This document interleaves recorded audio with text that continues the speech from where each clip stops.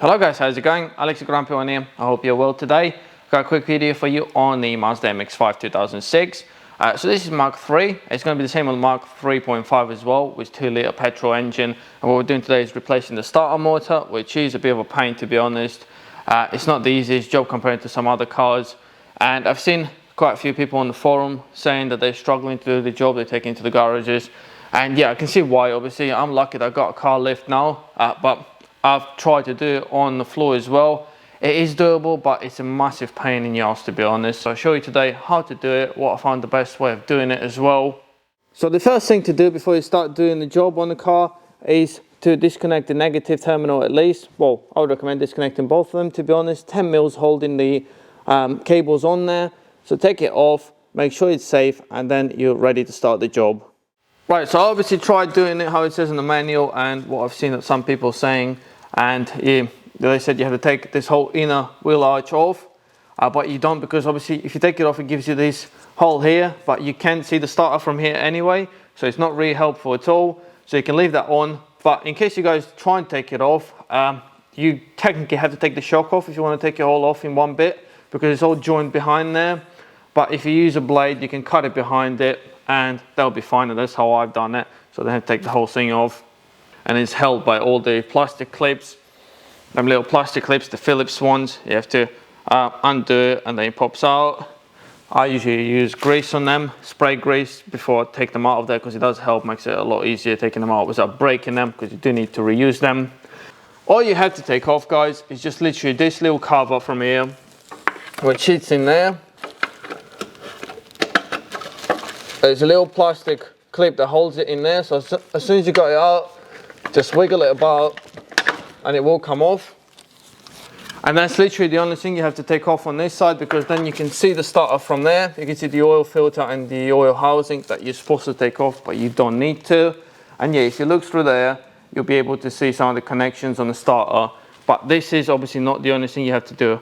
The best way to do the job is from under the car, but you still need to take this bit off.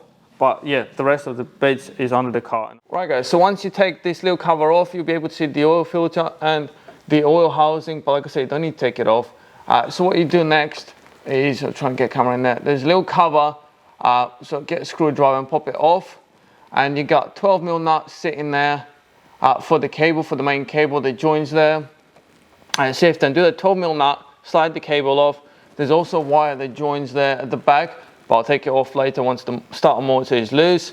And this is literally all you do from this side.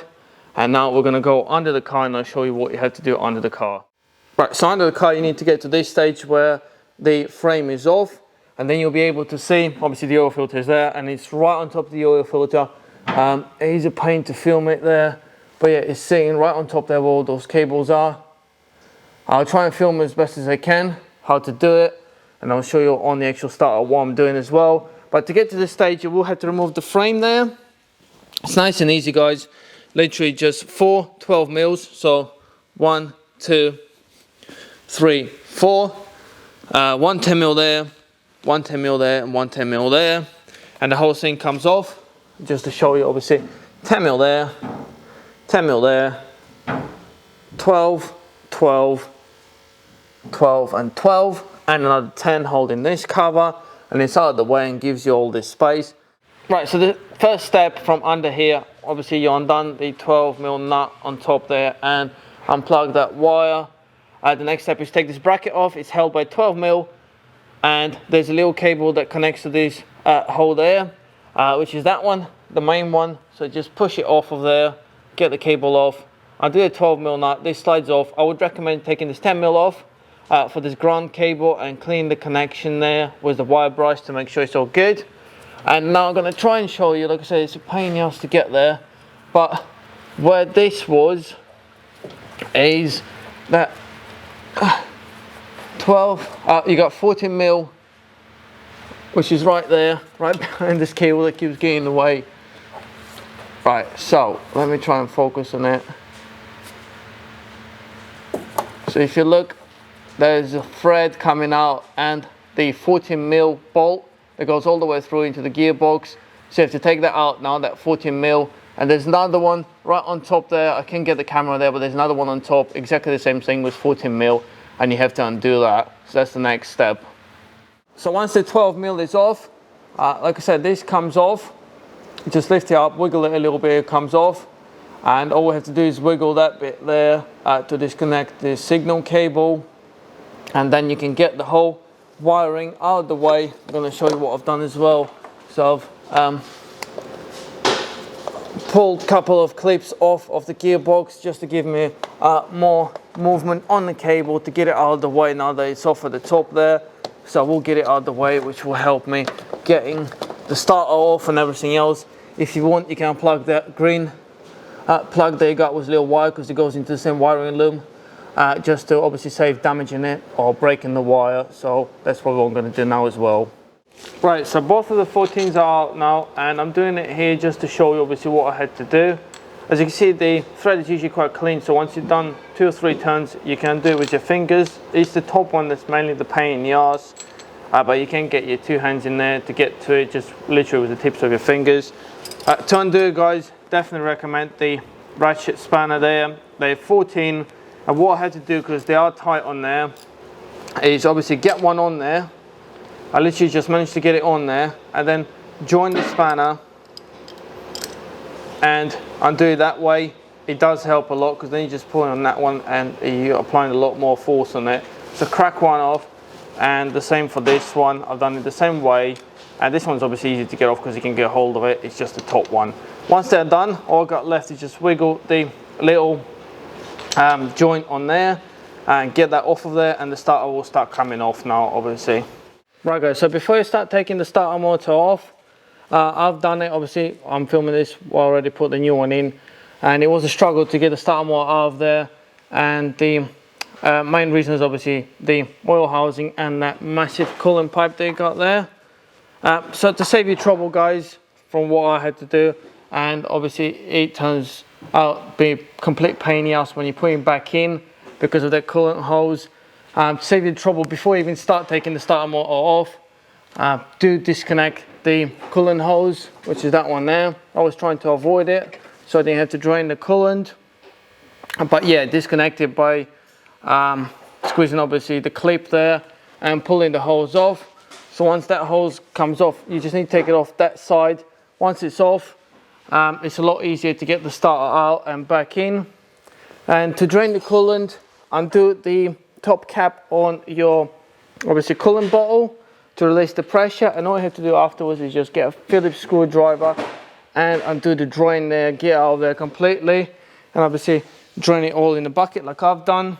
I'm going to try and reuse it.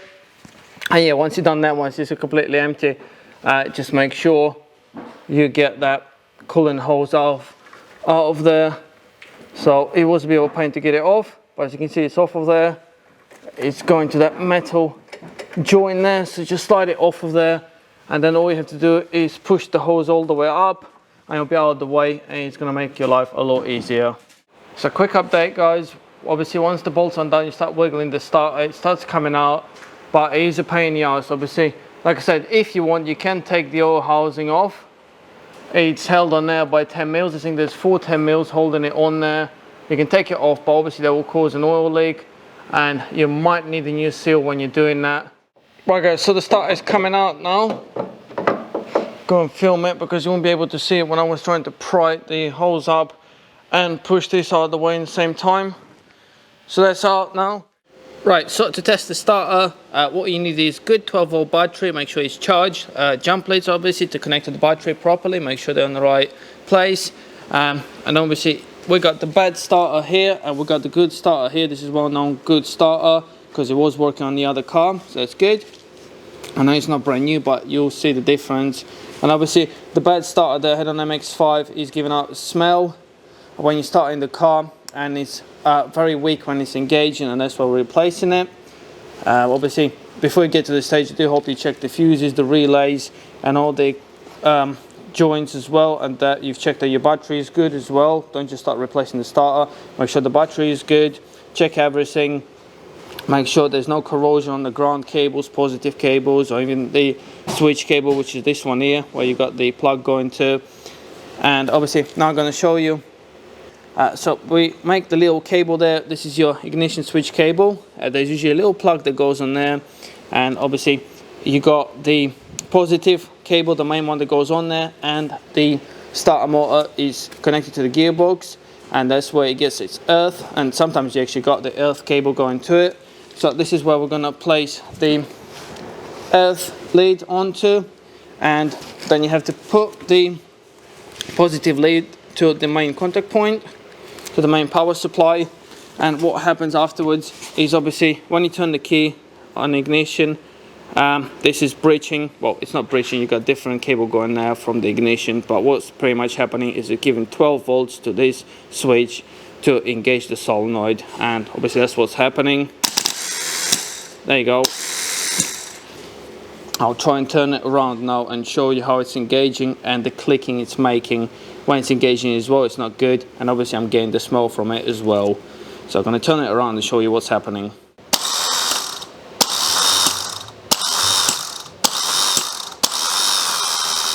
You can hear it dying as well. It's a very weak engagement. There's a lot of noise as well in there. It does sound very weak. You'll notice the difference now when I'm trying the good one. Right, so here we got the good one, and you can see the difference straight away. Look at that. It's a lot quicker, and you just feel it. It's a lot stronger engagement as well. And there's no movement anyway. It stays where it's supposed to be. And like I said, there's no smell at all as well. So that's the best way to check if it's a good starter. Right, so once the starter is back on there, don't forget obviously to put the hose back on and connect everything back. Put the 12 mils back on, obviously the bolts in, make sure they're all tight, everything's connected properly. Just obviously put everything back in reverse, and don't forget obviously now we have to put all the coolant back in the system. So the coolant bottle, don't forget obviously to do it up. Make sure it's tight on there, it's not leaking. So you will have to run the car to normal operating temperature and then top it up again once the thermostat opens. So make sure you obviously bleed the cooling system properly. So everything's back on now, put all the covers on, and don't forget, like I said, you don't need to take the top one or the side one. You only need to take this little cover with one screw in there, and that is obviously the only one that gives you any help on getting to stuff. So definitely need to take this one off. You can also get the brake hose off of there with that 12 mil, but it doesn't make that much difference. The main thing is getting the coolant hose off, and obviously I'm doing everything from under the car.